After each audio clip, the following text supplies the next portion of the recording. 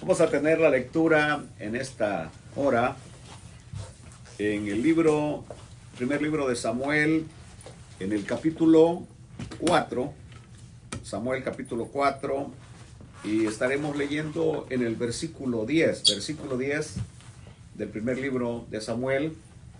El tema que vamos a tocar en esta noche, que es esta semana para los líderes, es Israel vencido por los filisteos. Israel, el pueblo de Dios, vencido por los filisteos. El centro del mensaje tiene que ver que aunque uno es pueblo de Dios, puede ser vencido por el enemigo cuando la iniquidad ha penetrado dentro del pueblo de Dios. Cuando la iniquidad penetra, aún el pueblo de Dios puede ser vencido. Esa es la enseñanza, es el centro, es el meollo de la enseñanza. Dice así la palabra del Señor: pelearon pues los filisteos, e Israel fue vencido, y huyeron cada cual a sus tiendas, y fue hecha muy grande mortandad, pues cayeron de Israel 30,000 hombres de a pie. Y el arca de Dios fue tomada, y muertos los dos hijos de Elí, Ofni y Finés. Y corriendo de la batalla un hombre de Benjamín, llegó el mismo día a Silo, roto sus vestidos y tierra sobre su cabeza.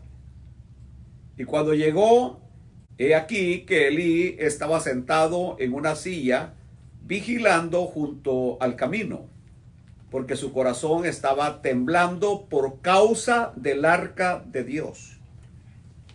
Esa parte nunca se nos va a olvidar en esta enseñanza: por causa del arca de Dios. Llegado pues aquel hombre a la ciudad, y dadas las nuevas, toda la ciudad gritó. Cuando Elí oyó el estruendo de la gritería, dijo: ¿qué estruendo de alboroto es este?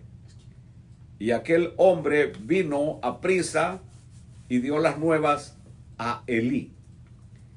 Era ya Elí de edad de 98 años, y sus ojos se habían oscurecido, de modo que no podía ver. Dijo pues aquel hombre a Elí: yo vengo de la batalla, he escapado hoy del combate. Y Elí dijo: ¿qué ha acontecido, hijo mío? Y el mensajero respondió diciendo: Israel huyó delante de los filisteos, y también fue hecha gran mortandad en el pueblo. Y también tus dos hijos, Ofni y Finés, fueron muertos, y el arca de Dios ha sido tomada.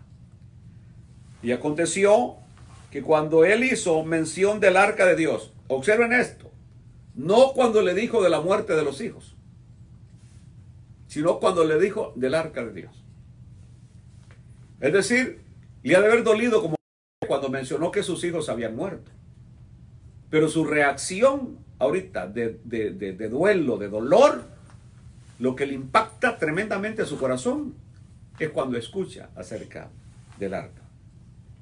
Y aconteció, dice, que cuando él hizo mención del arca de Dios, Elí cayó hacia atrás de la silla, al lado de la puerta, y se desnucó y murió, porque era hombre viejo y pesado, y había juzgado a Israel 40 años. Y su nuera, la mujer de Finés, que estaba encinta, cercana al alumbramiento, oyendo el rumor que el arca de Dios había sido tomada, y muertos su suegro y su marido, se inclinó y dio a luz, porque le sobrevinieron sus dolores de repente. Y al tiempo que moría, le decían las que estaban junto a ella: no tengas temor, porque has dado a luz un hijo. Mas ella no respondió, ni se dio por entendida. Y llamó al niño Icabod, diciendo: traspasada es la gloria de Israel por haber sido tomada el arca de Dios y por la muerte de su suegro y de su marido. Dijo pues, traspasada es la gloria de Israel porque ha sido tomada el arca de Dios. En la lección anterior veíamos cómo equivocadamente los israelitas trajeron el arca del pacto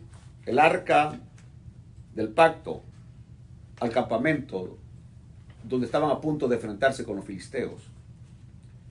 Según ellos, al traer el arca, la victoria estaba asegurada. Esa fue una equivocación tremenda. Ellos creyeron que si traían el arca, la victoria estaba asegurada. Mas, sin embargo, en el pasaje de hoy, encontramos que Israel fue vencido y su ejército fue disperso vergonzosamente. Vergonzosamente, hubo también una gran mortandad, porque cuando ellos salieron a pelear, recordemos que fueron los israelitas los que salen a pelear, ellos creían que tenían la capacidad para vencer a los filisteos. Y luego, cuando tuvieron la primera pequeña derrota, pensaron que trayendo el arca las cosas iban a cambiar. Pero no pudieron triunfar. ¿Por qué no pudieron triunfar? La Biblia es clara cuando dice que su roca los había vendido. Su roca los había vendido. Su roca es Dios. Es Dios. Y lo vimos cuando estuvimos estudiando los jueces, cuando dice que Jehová vendía al pueblo de Israel, a los madianitas, los vendía al mejor postor. A ver cuánto me quieren dar por estos rebeldes, por estos desobedientes. Entonces Jehová los vendía, la roca los vendía. Y es lo que tenemos acá en el pasaje de hoy. Jehová los ha abandonado. Jehová, aunque son pueblo de Dios, yo quiero hacer énfasis en esto. Aunque eran pueblo de Dios, siguen siendo pueblo de Dios, pero Jehová los había vendido. Vendido quiere decir que Jehová los había abandonado. Los había abandonado. Esto es bien importante hoy detenerse, porque nosotros también somos pueblo de Dios. Y algunas veces nosotros pudiéramos pensar, al fin y al cabo el Señor saldrá a mi defensa, al fin y al cabo el Señor, Él es mi Padre, Él es mi Dios, Él va a estar conmigo. Y muchas veces, probablemente, Dios también nos va a abandonar y nos va a dejar, así como dejaba al pueblo de Israel. No me voy a detener en este momento ahí, pero vamos a ver algunas enseñanzas. Porque a menudo, muy a menudo, una causa buena sufre por causa de la culpa de malos hombres que la defienden. Aunque la causa sea buena, pero si quienes la defienden la causa son malos hombres, Dios no va a actuar, Dios no va a respaldar. La causa era buena, derrotar a los filisteos era una causa buena, los filisteos los estaban oprimiendo. Lamentablemente los que salieron a hacer el trabajo eran malos hombres. Y entonces Dios no los iba a respaldar. Porque a pesar de su mayor confianza y de sentirse tan fuerte, así sentía Israel, fueron vencidos. Fueron vencidos. Y aquí está un punto bien importante, dice, poca fuerza puede suministrar el arca al campamento cuando hay un Acán dentro del campamento. En otras palabras, aunque el arca es el símbolo de la presencia de Dios, pero si hay un Acán, es decir, para aquellos que son nuevos en la Biblia, váyanse al capítulo 7 del libro de Josué y vean cómo un personaje llamado Acán fue el responsable de una terrible derrota para el pueblo de Israel. Para el pueblo de Israel. Él trajo maldición al ejército de Israel, al pueblo de Dios. Y por el pecado de Acán, toda la nación sufrió. Entonces la causa puede ser buena, pero cuando es desarrollada, encomendada en las manos de malos hombres, prácticamente la derrota está segura. Ahora, la misma arca, el arca misma cayó en manos de los filisteos. Y fueron muertos los dos hijos de Elí. Los dos hijos de Elí mueren. Y aunque aquí la muerte de estos dos sacerdotes, dada su impiedad, no fue una gran pérdida. Al contrario, fue ganancia que murieran estos dos impíos, estos dos tipos terribles que habían traído tanta contaminación. No era una gran pérdida. Hay hombres que mueren y mujeres que mueren, que no es la gran pérdida que mueran. Uy, qué duro el pastor, sí. Hay personas que honestamente, aunque se muera, y digo, no vamos a aplaudir, pero cuando se mueren, hasta hay cierto regocijo en el corazón de uno cuando estas personas mueren, debido a la maldad, debido a la maldad que tienen. No me voy a detener en personajes.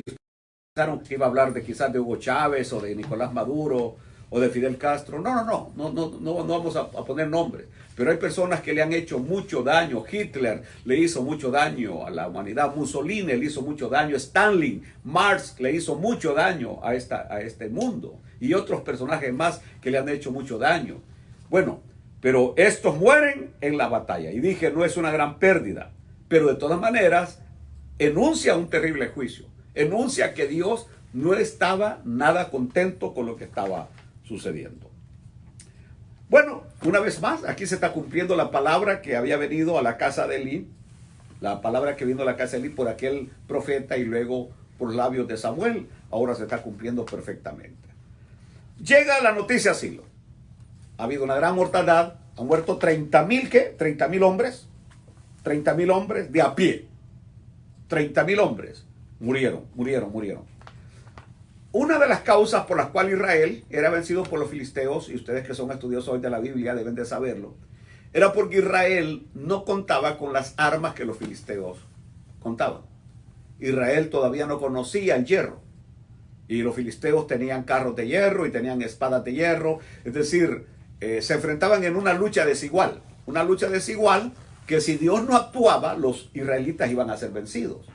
Ellos se enfrentaban con flechas, con lanzas, y aquellos tenían espadas y aquellos tenían carros de a caballo. Luego, más adelante, vamos a ver que el primero que va a tener una espada de hierro, va a ser Saúl. Y luego va a ser David. Entonces, Israel le costó llegar al nivel de la tecnología que tenían los filisteos. En otras palabras, Israel dependía totalmente de Dios. En sí mismo, Israel no tenía fuerzas. Por eso es bien importante las palabras que siempre Dios decía: estad quietos, tranquilos y miren la victoria que yo les voy a dar. No que ustedes van a obtener, sino que yo les voy a dar. Ahora, cuando eso lo llevamos al plano de nosotros, es importante, como dice San Pablo. San Pablo dice, en nosotros no hay ninguna competencia, sino que nuestra competencia viene de lo alto. En nosotros no hay fuerzas, en nosotros no hay sabiduría, en nosotros no hay inteligencia, en nosotros no hay nada. Es decir, si Dios nos desampara, si Dios nos abandona, no somos nada. Somos, con la expresión que siempre digo, unas vacas patas arriba. Eso somos nada más. Ahora, llegan las noticias así. Noticias del fatal resultado de la batalla con los filisteos. Observen ustedes cómo las malas noticias vuelan rápidamente. Las buenas noticias como que cuesta que lleguen. Hoy, por ejemplo, un primo mío en California fue dado positivo con el coronavirus. Y creo que ni apenas allá se sabía, cuando ya la noticia había volado inmediatamente, ya aquí nosotros en Texas y en El Salvador, ya medio mundo sabe que nuestro primo allá está positivo y clamando por él, que Dios lo saque. Pero buenas noticias no corren. Buenas noticias no corren. Malas noticias sí corren. Como que nadie está interesado, y ustedes ven hoy las redes sociales. Yo he dejado de ver hasta las noticias por lo mismo, porque solamente son malas y malas y malas noticias. Entonces, las buenas noticias como que cuesta. En aquel tiempo no había Facebook, no había Instagram, no había email, no había nada, sino que la noticia corrió rápido, al punto que un trayecto que alguien tenía que llevarse varios días para hacerlo, se lo va a hacer en un solo día. Simplemente porque no quería que nadie le ganara para ir a dar la noticia. Es más, la tradición judía, estaba diciendo aquí a los hermanos antes, la tradición judía afirma que quien llegó a dar la noticia, ¿saben ustedes quién dicen que era? Saúl, el que luego va a ser el rey Saúl. Y ellos en sus libros, en sus comentarios, afirman que era Saúl. No hay nada cierto en la Biblia que diga que fue el rey Saúl, pero los judíos hasta el día de hoy lo sostienen. Muy bien. Así que fue un correo improvisado. Este hombre de la tribu de Benjamín corre lleva los vestidos ya rotos, ya lleva la cabeza cubierta de tierra. En otras palabras, va corriendo ya con el vestido roto, con la tierra, y esa ya era una señal que lo que traía era una mala noticia.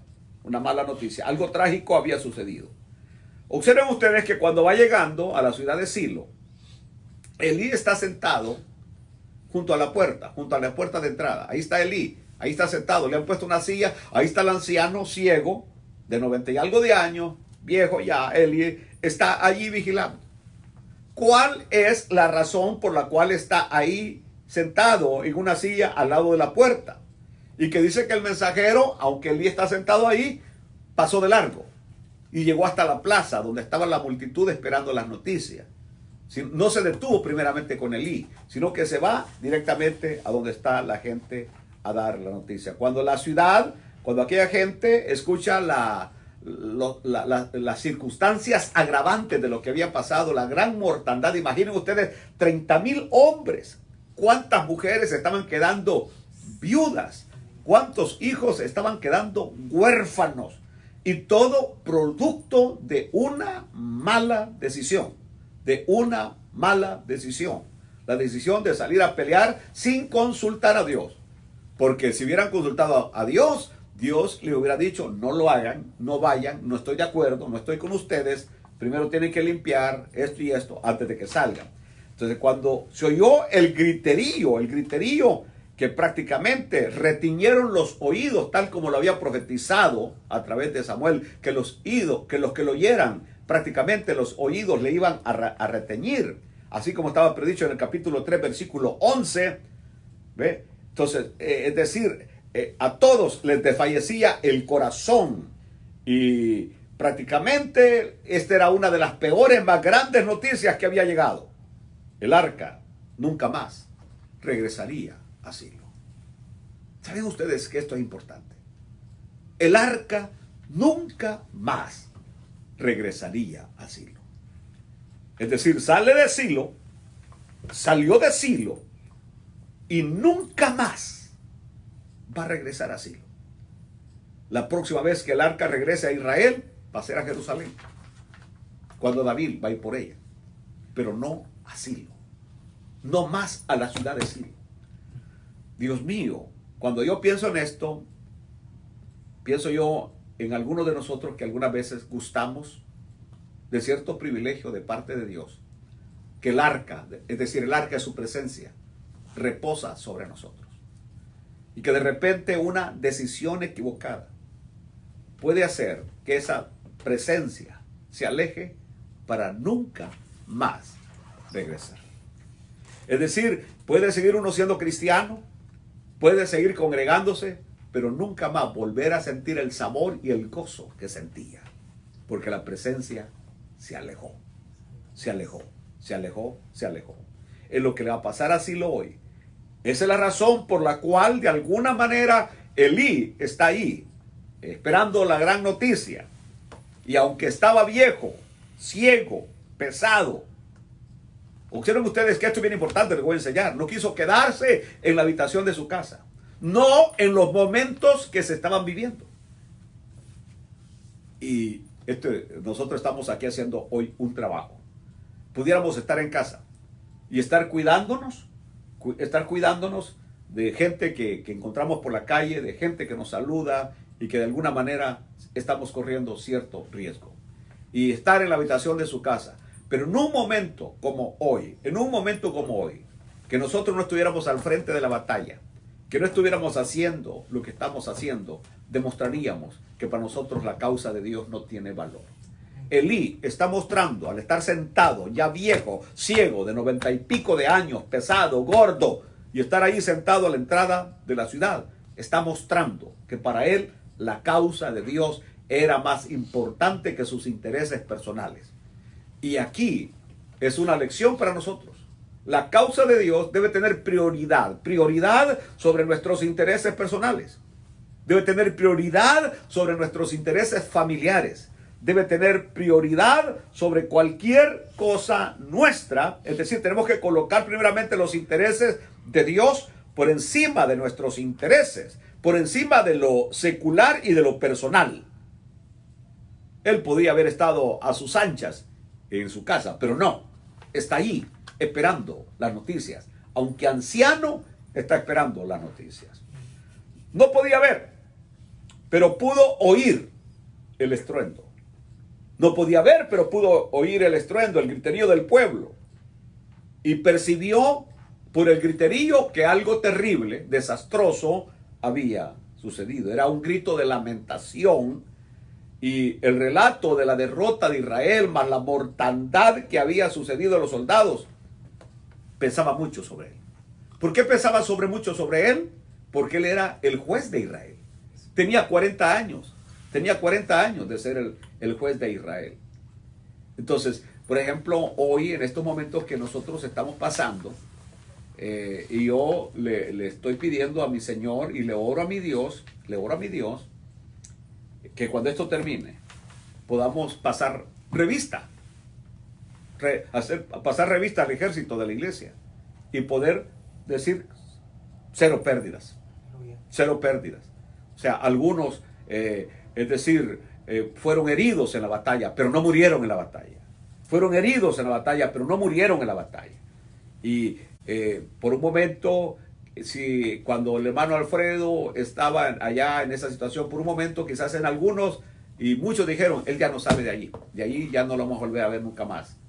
Pero allá al fondo, en mí siempre había, y existe hasta el día de hoy, un hilo de esperanza que sí lo vamos a volver a ver. Eso es lo que estamos esperando en el Señor, tener cero pérdida, cero pérdida. Entonces, para Elí hoy, como juez de Israel, y que le digan que 30,000 hombres han muerto, esta fue una noticia terrible. Pero luego, a lo de los 30,000 hombres, el mensajero le agrega, tus 2 hijos también murieron. Ahora, todos sabemos de la impiedad de los hijos. Sus hijos eran impíos. Y lo más terrible, no solamente impíos, sino que para Elí ellos habían muerto impenitentes. En otras palabras, no tuvieron oportunidad de arrepentirse.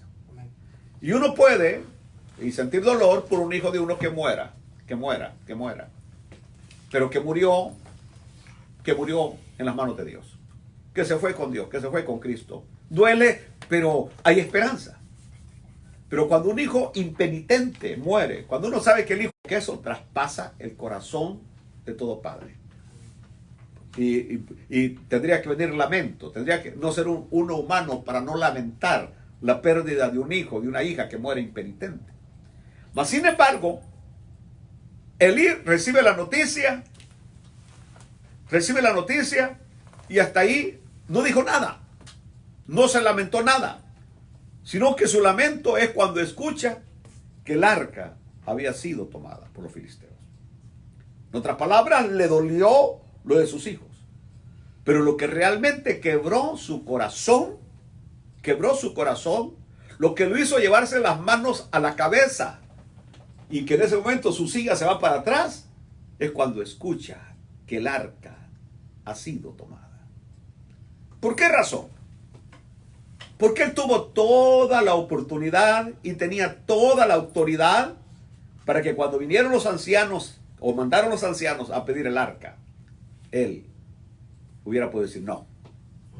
Si simplemente Dios no nos respaldó allá en la batalla, mejor regresémonos tranquilos, esperemos el momento de Dios, pero el arca que simboliza la presencia, el arca que los había acompañado por todo el desierto, el arca que Moisés había mandado a hacer, Dios mío, que tenía un simbolismo tremendo para la nación de Israel. Elí tenía la capacidad, la autoridad de poder decir no. Es lo mismo que nosotros. Nosotros en algún momento perdemos la presencia de Dios porque el Espíritu Santo se contrista por nuestras malas acciones. Pero nosotros tenemos la voluntad de decir no. La autoridad de decir no. Es decir, nosotros fracasamos y fallamos porque queremos. Amén. Y después ni los lamentos valen, porque tuvimos la capacidad de decir no. Cuando alguien viene a querernos robar la presencia de Dios, por ejemplo, como cuando alguien nos está provocando, a que perdamos nuestra paz con Dios, cuando alguien nos provoca a que nos salgamos de las casillas como cristianos que somos, hermano, usted que me escucha, cuando sus amigos lo invitan a tomar y que están diciendo si no tomas no eres hombre, usted fácilmente puede decir no. Puede decir no. O cuando de repente se le presenta una oportunidad con X mujer o una hermana con X hombre, usted puede decir no, tiene la capacidad, porque si no, lo que está en juego es la presencia de Dios. Nadie, después de pecar, ningún cristiano, después de pecar, levanta las manos y dice que rico estuvo el pecado. Ninguno. Todos los que pecamos, después de pecar, sentimos remordimiento por haber pecado, por haberle fallado a Dios. Elí, este es el problema que tiene Elí hoy. Elí dice, wow, pude haber dicho no. Pude haber dicho no. Si ustedes recuerdan, hace algunos días atrás yo enseñé que hay que aprender a decir no. Hay que aprender a decir no. Uno de nuestros problemas que se dan es que algunas veces nos acostumbramos a decir siempre sí, sí. Especialmente a los esposos que los manda la mujer. Aleluya. A todos le dicen sí. Aquí estoy. El carro no arranca. Quiero que venga. Sí, mi amor. Que a tales horas te quedas. Sí, mi amor. Sí. A todo. Sí, sí, sí, sí. Ahora, luego eso se transfiere con nuestros hijos. Todo lo que nuestros hijos nos piden, sí, sí, sí, sí. Luego vienen los nietos y todo lo que los nietos nos piden, sí, sí, sí. Y luego se transfiere en el círculo de los hermanos. Todo lo que... Hermano, ¿me puede prestar su máquina de cortar yardas? Sí. ¿Me puede prestar $100? Sí. ¿Me puede...? Sí, sí, sí. Y hay veces que uno tiene que aprender a decir no. A decir no. Y eso se llama tener uno carácter y se llama tener personalidad. Mire, en este momento no puedo. No puedo. Lo siento, no puedo. Lo siento, no puedo. Hoy no puedo. Que se va a molestar, que se moleste. Como dijo mi abuelo, va a tener dos cosas que hacer. Enojarse y contentarse. Porque tarde o temprano se va a ir enojado, pero a ratito va a decir, no hombre, está bien, no hay problema. Porque va a tener otra necesidad. Pero el asunto es que cuando alguien ya no se encuentra de patito, de conejito, ¿de qué dicen? Siempre van a estar, porque saben a dónde está el hueco, saben a dónde está, saben a dónde está. Y en la vida, muchas veces, uno tiene que aprender a decir no.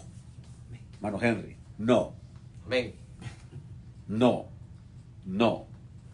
¿Verdad? Bueno, así que dice que se desnucó, se rompió la nuca, pero yo digo que antes de que a él se le rompiera la nuca, a él se le había roto el corazón. Primero se le rompió el corazón y después se le rompió la nuca. Los judíos, en su comentario, ellos dicen que Elí no murió desnucado, sino que Elí murió de un ataque al corazón. Ataque al corazón. Es lo que dicen los judíos. La Biblia dice que se desnucó. La Biblia, la Tanat, dice que fue desnucado. Pero bueno, el detalle está que para mí las dos cosas son ciertas. Él murió, él se le quebró la nuca, pero antes de que se le quebrara la nuca, primero se le había quebrado el corazón. Lo último es la muerte de la mujer de Finés. La muerte de ella. Estaba embarazada. Todas las mujeres tienen un corazón más sensible que nosotros los hombres. Nosotros los hombres como que hizo un poquito más de roble, más de mármol, de acero, pero las mujeres son más sensibles. Y ella estaba próxima a dar a luz. Esto complicaba aún más las cosas. Que cuando oyó la noticia de la muerte de su suegro, a quien respetaba, ella respetaba a su suegro. Lo voy a repetir eso. Aleluya. Ella respetaba a su suegro. Respetaba a su suegro. Y la muerte de su marido, a quien amaba a pesar de que era un malvado. O sea, si algún día se predicara un mensaje, cómo cómo amar a un malvado. Aquí tenemos un ejemplo de una mujer que su marido era un malvado, un impío de a primera, un prostituto de a primera. Y aún la mujer estaba embarazada de él. Increíble, ¿no? Porque las mujeres de hoy apenas sospechan de que usted está haciendo algo indebido. Huelga. Aquí tenemos una mujer con un estilo diferente. Alguien dirá, bueno, fue el Antiguo Testamento. No vamos a discutir eso. El asunto está de que ella amaba a su marido a pesar de que el tipo era un malvado. Dios mío, qué ejemplo de mujer, ¿no? Qué ejemplo de mujer. Y no vamos a decir que era víctima, sino que lo que hay que engrandecer es la cualidad de ella, que teniendo a un sinvergüenza de marido, y ella todavía lo seguía amando. Pero lo que más lo dañó a ella, lo que más la afectó, fue la pérdida del arca. Una vez más, el arca era el símbolo de la presencia de Dios. Así que la muerte del suegro le duele, la muerte de su malvado marido le duele, pero que el arca haya sido capturada, eso era terriblemente mala noticia para ella. Así que en ese momento da a luz, nace el niño, pero ya no le quedan fuerzas a ella. Sus amigas que la están auxiliando le dicen, cuidado, fortalécete, no tengas miedo, ya nació. Pero ella, sus últimas palabras, hasta le puso nombre al niño, le puso Icabod. Traspasada es la gloria de Israel. Traspasada es la gloria de Israel. Es decir, sucedió algo que para ellos nunca iba a suceder. Que el arca fuera capturada, para ellos era algo totalmente insólito, increíble, difícil de aceptar. Y aquí es donde yo termino esta enseñanza. Uno siempre debe estar preparado. Porque aquello que menos uno espera que va a suceder, va a suceder. Lo que uno menos espera que va a pasar. Y cuando esas cosas llegan, uno tiene que decir, siempre supuse que no, pero aquí está sucediendo, aquí está pasando, Señor. Ellos nunca pensaron que el arca, por eso dice Icabod, la traspasada es la gloria de Dios. Traspasada. Vean ustedes que para ellos lo importante en este momento no es que murieron 30,000. Para ellos lo importante no es que murieron los 2 hijos del sacerdote Elí, o que muere Elí mismo, sino que para ellos es la gloria de Dios ha sido traspasada. En otras palabras, la causa de Dios para ellos es prioritaria. Y cuando uno tiene la causa de Dios por un lado y la causa humanista por otro lado, uno tiene que defender la causa de Dios. Aunque uno tenga que morir en esa batalla, en esa pelea, uno tiene que defender la causa de Dios. Así que Icabod va a vivir como un testimonio cuando la gloria de Dios había sido traspasada. Que Dios les bendiga. No sé si